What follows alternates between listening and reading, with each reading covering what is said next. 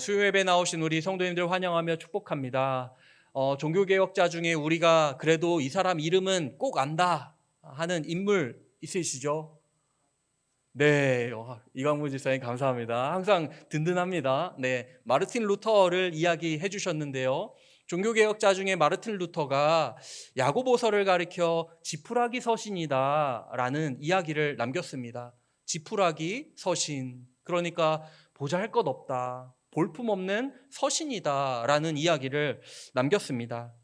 오직 믿음으로 의롭다함을 받는다는 그런 이신칭의, 그것을 강조하던 루터 입장에서는 야고보서를 꼼꼼히 읽어보니까 믿음으로 의롭게 된다는 말보다 도리어 행위를 강조하면서 아브라함이 이삭을 하나님께 바치는 행위로 의롭게 된 것이 아니냐라는 말을 하고 있으니 바울의 말과 상충된다라고 생각해서 야고보서를 중요하지 않은 서신으로 여겼습니다. 우리도 오랫동안 예수님을 믿는 믿음, 예수님만을 믿음으로 의롭다 여김을 받음, 오직 예수님을 믿어야지만 구원을 받는다는 그 메시지를 우리는 오랫동안 익숙하게 들어왔다 보니 루터의 생각과 비슷하게 하실 수가 있습니다. 물론 당연히 예수님을 믿는 믿음으로 우리는 구원을 받지 우리의 행위나 의나 공로로 구원을 받을 수 없을 뿐더러 받지 못합니다. 그런데 야고보는 이 사실을 몰랐을까요? 야고보는 이걸 몰랐을까요? 예수님의 육신의 동생인 야고보가 지금 이 야고보서를 기록하고 있는데요. 야고보는 예수님을 믿어야지만 구원을 받을 수 있다, 이 사실을 몰랐을까요? 그럴 리 없습니다.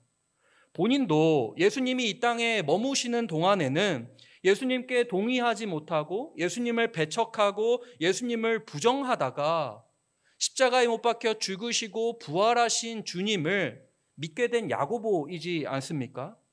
그렇게 믿게 되어 이제 교회 지도자가 되었고 야고보서라는 편지를 써서 지금 교회를 교훈하는 그런 지도자이지 않습니까? 그럼 왜 이렇게 야고보는 예수님을 믿어 구원을 받는다는 이신칭의보다 행위로 의롭다함을 받는다는 것과 같은 이행득의라고 하거든요. 이행득의를 왜 강조하고 있는 것일까요? 상황과 청중이 다르기 때문에 그렇습니다. 야고보가 지금 여러 지역에 흩어져 있는 교회, 디아스포라라고 하죠. 그 흩어져 있는 교회들에게 편지를 쓰고 있는데요. 교회 상황과 형편이 말이 아니었던 겁니다. 예수님을 믿는다면 반드시 삶의 변화가 있어야 하고 의로운 열매가 있어야 하고 새로운 삶이 뒤따라야 하는데 가만 보니까 그런 열매와 변화가 전혀 보이지를 않는 겁니다. 교회 안에서 재물, 유물을 가지고 차별을 하지를 않나, 세속적인 탐욕 때문에 주체할 수 없을 정도로 무너져 있지를 않나, 혀를 다스리지 못해 비방과 판단과 저주를 일삼지 않나. 그런데 가장 큰 문제는 뭐냐 하면은요, 그러고 있는 사람들이 나는 예수님을 믿으니까 괜찮다, 나는 예수님을 믿으니까 천국에 간다, 내 영혼은 안전하다라고 착각을 하고 있는 게 가장 큰 문제였습니다. 그래서 야고보는 야고보서를 통해 이신칭의 가르침보다는 의로운 행위가 얼마나 중요하고 얼마나 필요한지 교회들에게 가르치기 위해 야고보는 극단적으로 야고보서 2장 21절에서 우리 조상 아브람이 그 아들 이삭을 제단에 바칠 때에 행함으로 의롭다 하심을 받은 것이 아니냐라고 이야기를 합니다. 오늘날 우리 한국교회도 진지하게 생각할 부분이 당연히 있을 겁니다. 구원은 따놓은 당상인 것처럼 나는 예수님을 믿으니까 생각하면서 새로운 삶, 변화된 삶, 의로운 삶을 생각하지 않고 살아가고 있다면 오늘 우리는 야고보의 경종에 귀를 기울여야 합니다. 오늘 본문 말씀은요, 그러므로라는 말로 시작이 됩니다. 이 말은 바로 앞에서 야고보가 말한 것과 연관이 있다. 그 연관 있는 이야기를 내가 앞으로 하겠다라는 신호입니다. 지난 시간에 야고보는 불의한 부자들에 대한 하나님의 심판을 선언했습니다. 불의를 저지르는 자들 착취할 뿐 아니라 가진 부를 가지고 가난한 자의 울부짖음을 외면하는 그 불의한 부자들에 대해 하나님의 심판을 선언했습니다. 그리고 그 심판을 들은 성도들은 이렇게 말하는 것입니다. 그 성도들에게 이렇게 이야기를 해주는 거죠. 그러므로 형제들아, 주께서 강림하시기까지 길이 참으라. 너희 스스로 보복하기 위해 저 불의한 저 부자들을 다 칼로 해치기 위해 칼을 갈지 말고, 뒤집어 엎고 쟁취하기 위해 애쓰지 말고 하나님이 일하실 때까지 기다리라 라는 말을 하고 있습니다. 길이 참으라 말씀을 하니 막상 당하던 사람 입장에서 기운이 빠집니다. 아쉽죠. 그러나 우리가 오해하지 말 것은 성경이 말하는 인내는요, 체념이나 무방비는 아니라는 것입니다. 인내는요, 아무것도 하지 않고 그냥 참고만 있는 태도가 아닙니다. 야고보는 인내의 모습을 농부의 비유로 설명을 우리에게 덧붙이며 하고 있습니다. 농부는 땅에서 나는 귀한 열매를 바라보며 이른 비와 늦은 비를 기다립니다. 농부는 비를 내리게 할 수 없습니다. 직접적으로 비를 내릴 수 없지 않습니까? 그렇다고 밭을 버려두지 않습니다. 거름을 주고요, 씨를 뿌리고요, 잡초를 뽑고요, 밭을 가꾸며 기다립니다. 비가 내릴 때까지 농부는 기다립니다. 인내라는 건 결과를 조종하려는 성급함을 내려놓고 하나님 앞에서 맡겨진 삶의 자리를 성실하게 살아가는 태도, 농부와 같이 하루하루 주어진 삶을 성실하게 살아가는 태도를 인내라고 성경은 이야기를 하고 있습니다. 이른 비와 늦은 비는 이스라엘 농경 사회에서 생존과 직결된 요소입니다.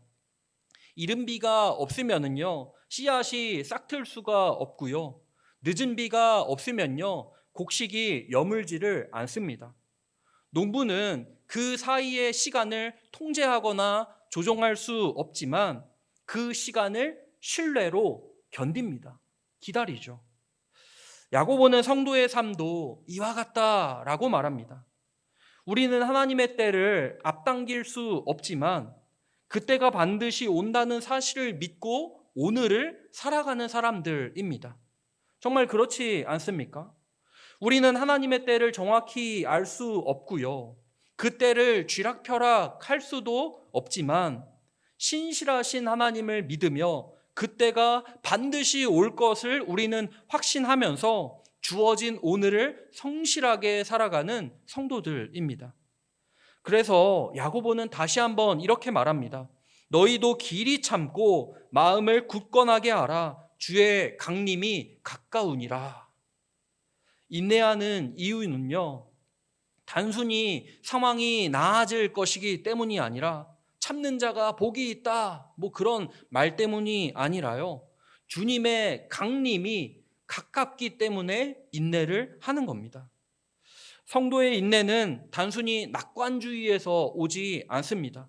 모든 것이 나아질 거다, 모든 것이 좋아질 거다, 쨍하고 해 뜰 날 올 것이다, 그것 때문만에 우리가 인내하는 것은 아닙니다. 성도의 인내는요, 종말 신앙에서부터 나옵니다. 역사의 주관자이신 하나님께서 역사의 끝에서 모든 것을 바로잡으시고 회복시키실 것이라는 믿음이 있기 때문에 우리는 지금 비록 억울함 속에서도 무너지지 않을 수가 있다라는 겁니다. 성도님들, 인내는 힘이 없기 때문에 억지로 참는 그런 약한 자의 선택지가 아닙니다. 인내는요, 하나님을 끝까지 신뢰하는 믿음의 용기입니다. 주께서 오실 때까지, 하나님이 일하실 때까지 우리는 포기하지 않고 기다립니다. 이것이 오늘 본문이 우리에게 요청하는 인내의 출발점입니다. 그런데 인내라는 거 결코 쉽지 않다는 거 저와 우리 성도님들 모두 다 너무나 잘 아는 사실일 겁니다. 인내는요, 혼자 있을 때보다 공동체 안에 있을 때 더 크게 시험을 받습니다. 고난은 개인을 넘어 공동체 전체를 흔들기도 합니다. 그래서 야고보는 인내하라는 권면에 이어서 구체적인 경고를 덧붙입니다. 9절 말씀인데요. 형제들아 서로 원망하지 말라. 그리하여야 심판을 면하리라. 고난의 시간이 길어지면요, 우리는 문제의 상황보다 다른 사람에게 분노와 이유를 책임을 돌리기가 쉽습니다. 바깥에서 받은 상처를 안에서 풀어내며 특히 가장 가까운 사람에게 날카로워집니다. 인내가 무너질 때 가장 먼저 나타나는 증상이 바로 원망입니다. 원망은 단순한 불평이 아닙니다. 원망은 하나님을 신뢰하지 못할 때 사람에게 책임을 전가하는 태도입니다. 누구 때문이다, 누구 때문이다. 야고보는 원망이 얼마나 심각한 문제인지를 밝힙니다. 서로 원망하지 말아야 심판을 면할 수 있다라고까지 이야기를 하고 있습니다. 왜냐하면 원망은 공동체를 무너뜨릴 뿐 아니라 하나님 앞에서 우리의 마음을 깨뜨리기 때문에 그렇습니다. 이스라엘 백성의 광야 40년을 생각해 보십시오. 고난 속에서도 하나님을 바라보고 하나님을 신뢰했던 사람은 쉽게 원망하지 않습니다. 그러나 하나님을 바라보지 못하면요, 우리는 재판관이 되어서 이거는 뭐 때문이고 저거는 뭐 때문이고 이 사람은 어떻고 저 사람은 어떻고 판단하게 됩니다. 그런데 야고보가 이야기하는 것은 무엇인가요? 9절 하반절에서 보라 심판주가 문 밖에 서 계시니라 이야기를 합니다. 무서운 이야기를 우리에게 들려주고 있는 겁니다. 우리가 심판주가 문 밖에 서 계시는데 그것을 인식하지 못하고 서로를 향해 정죄의 말과 판단의 말을 쏟아내고 있다라는 겁니다. 심판주이신 예수님이 바로 문 밖에 계신다라고 생각을 하면은요, 함부로 할 수 없을 것입니다. 함부로 말할 수도 없겠죠. 심판주가 바로 여기 문 밖에 서 계시는데 어떻게 우리가 그럴 수 있겠습니까? 경각심을 갖게 되겠지요. 하나님의 인내란 단순히 시간을 참고 버티는 것이 아니라 하나님 앞에서, 심판주 앞에서 살아가는 온전한 태도를 가리킵니다. 인내는 쉬운 일이 아닙니다. 그래서 야고보는 실제적인 인물들을 통해 우리에게 인내가 무엇인지를 보여주고 있습니다. 먼저 10절 말씀에서는 선지자들을 언급합니다. 주의 이름으로 말한 선지자들을 고난과 오래 참음의 본으로 삼으라. 선지자들은 하나님의 말씀을 전했다는 이유로 환영받지 못했습니다. 오히려 배척당하고 조롱받고 박해를 받았습니다.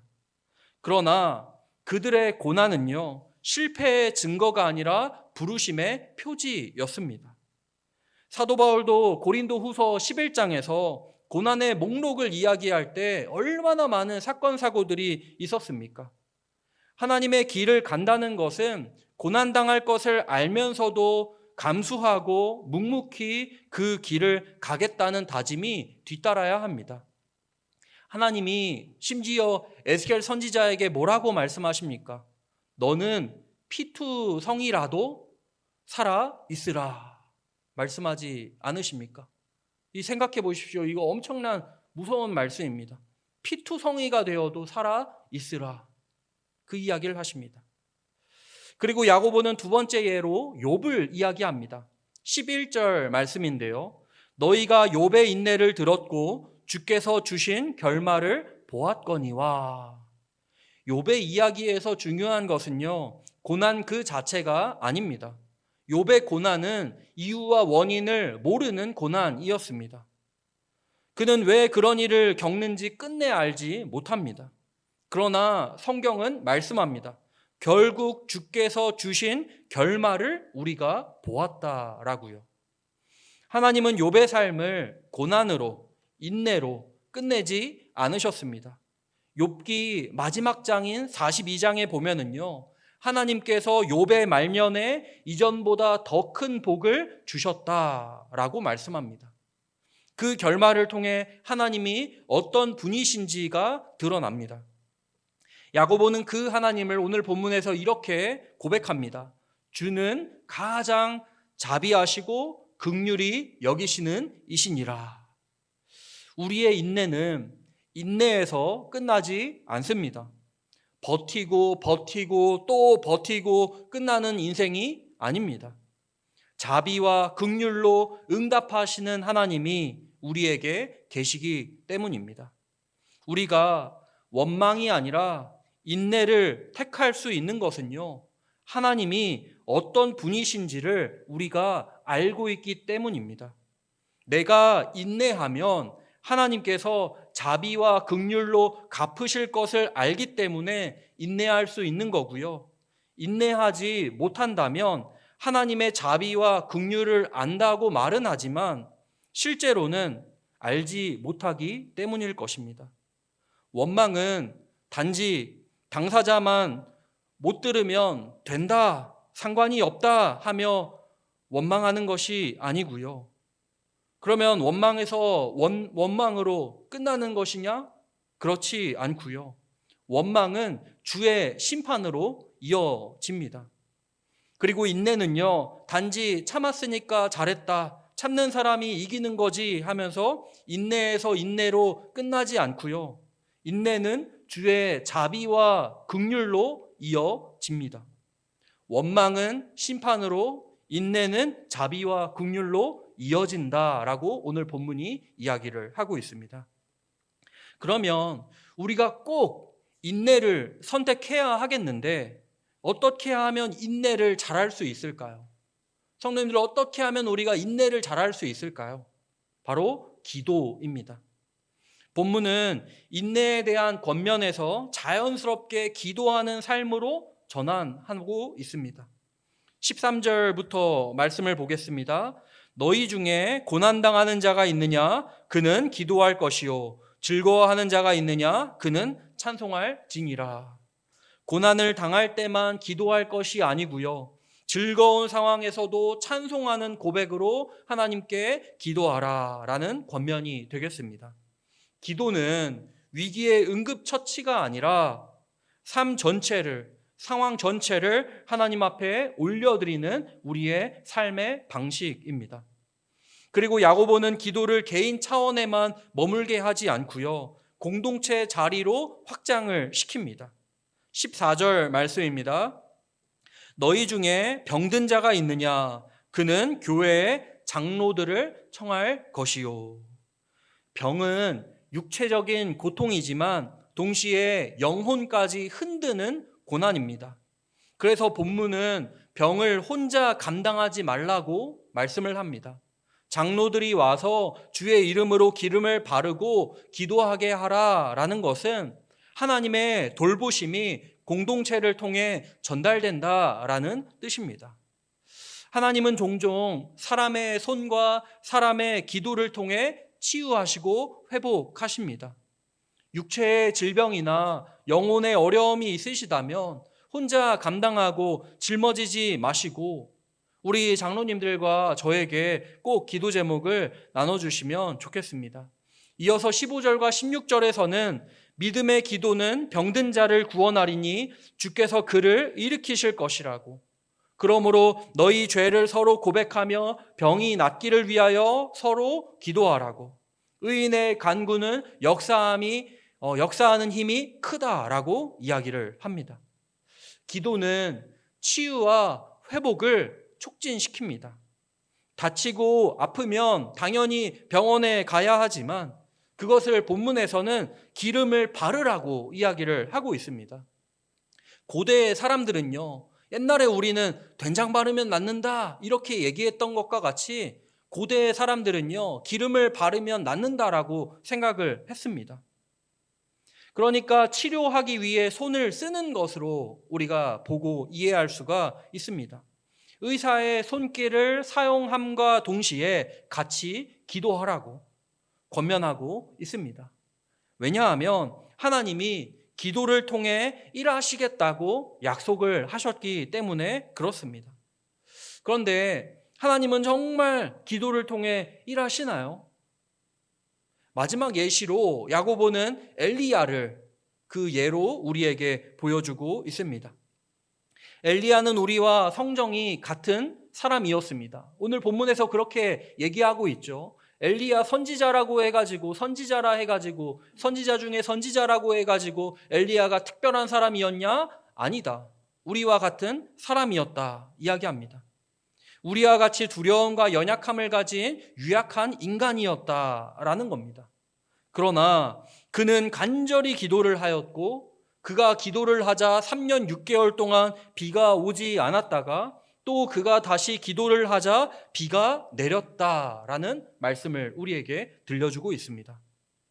엘리야의 기도가 능력이 있었던 거는요, 그가 위대하고 완벽한 사람이었기 때문이 아닙니다.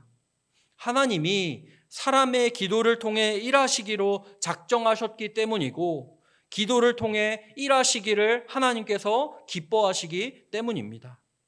우리의 인내가 기도로 흘러갈 때 하나님은 평범한 우리의 기도를 통해서도 하나님의 뜻을 이루십니다. 그것을 엘리야를 통해 우리에게 알려주시고 보여주고 계신 겁니다. 말씀을 맺겠습니다. 오늘 우리는 야고보서 5장 7절부터 20절까지 말씀을 통해 인내와 기도라는 두 기둥에 서 있는 그리스도인을 같이 생각해 봤습니다. 첫째로 인내는 체념이 아니라 종말을 바라보는 믿음의 태도입니다. 야고보는 억울한 현실 앞에서 즉각적인 보복이나 조급한 해결을 선택하라고 말하지 않습니다. 주께서 강림하시기까지 길이 참으라 이야기를 합니다. 농부가 이른 비와 늦은 비를 기다리며 밭을 가꾸듯이 성도는 하나님의 때를 신뢰하며 오늘 맡겨진 자리에서 오늘을 성실하게 살아가는 사람들입니다. 왜 그런 말 있지 않습니까? 내일 지구가 종말하더라도 나는 오늘 사과 한 그루를 심겠다라는 유명한 말 있지 않습니까? 우리는 하나님을 신뢰하며 오늘을 성실하게 하나님 앞에서 살아가는 성도들입니다. 인내는 약함이 아니라 하나님을 끝까지 신뢰하는 용기, 믿음의 용기입니다. 둘째로 인내는 공동체 안에서 원망을 멈추는 결단으로 나타나야 합니다. 고난이 길어지면 길어질수록 상황의 변화가 일어나지 않으면 일어나지 않을수록 우리는 서로를 향해 날카로워지기 쉽습니다. 그러나 야고보는 서로 원망하지 말라라고 분명하게 이야기를 하고 있습니다. 왜냐하면 심판주께서 이미 우리 문 밖에 서 계시기 때문에 그렇습니다. 하나님 앞에서 살아간다는 의식이 우리의 말과 우리의 태도를 변화시키십니다. 원망은 심판으로 이어지지만 인내는 하나님의 자비와 긍휼로 이어집니다. 마지막 셋째로 인내를 가능하게 하는 힘은, 실제적인 힘은 바로 기도입니다. 고난 중에도 기도하고 기쁠 때에는 찬송의 고백으로 또 기도하면서 병들었을 때에는 공동체에 기도를 요청하라고 말씀합니다.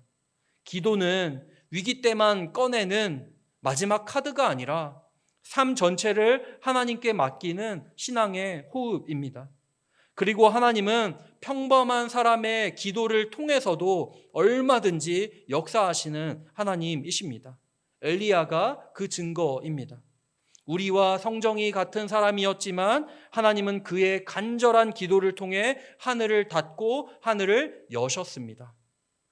그러므로 성도님들, 오늘 말씀을 우리 이렇게 적용하며 살아가면 좋겠습니다. 첫째로 어떤 문제와 상황 앞에서 하나님의 때를 신뢰하며 인내하며 살아갔으면 좋겠습니다.